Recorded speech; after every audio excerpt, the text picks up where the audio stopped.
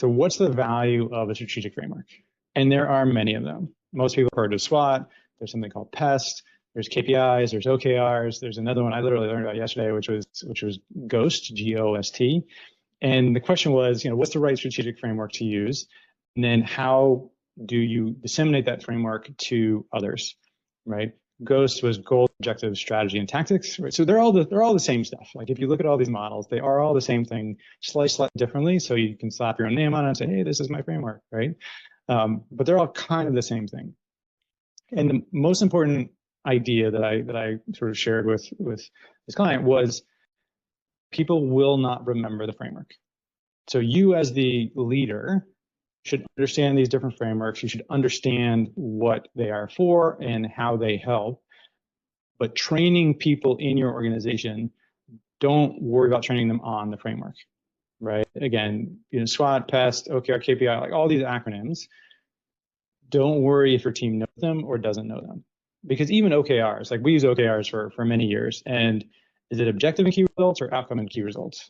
Right, like people forget the specific details of, okay, key results they've got with the O word. Well, O is the thing, right? But which O is it? Because there are a couple of different O's, right? And so my recommendation here, what I've always tried to do is focus on the 5th grade version of whatever you're trying to do, right? So you have a strategy, you have a framework, you know it, and this is what you're doing.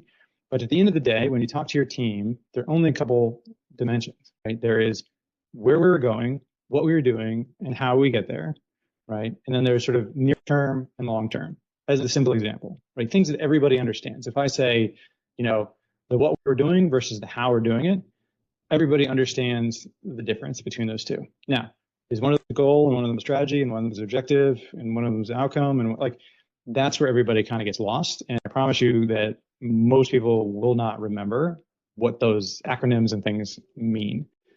So when you sort of use these things with your teams, don't worry about the framework itself and don't stress the vernacular, don't stress the acronym. It's just going to get lost because what they want to know is, what are we trying to do?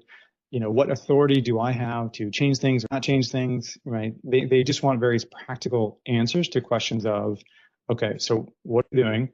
In what order? To what end? Use, again, the classic 5th grade language of just differentiate, again, what we're doing versus how we're doing it, et cetera. Don't worry about explaining the overall framework, because I'll tell you, having done this for many years, it just does not stick. And you can spend a lot of time and energy trying to get it to stick, and you'll get it to stick more, but that doesn't actually add a lot of value in terms of the team's ability to execute.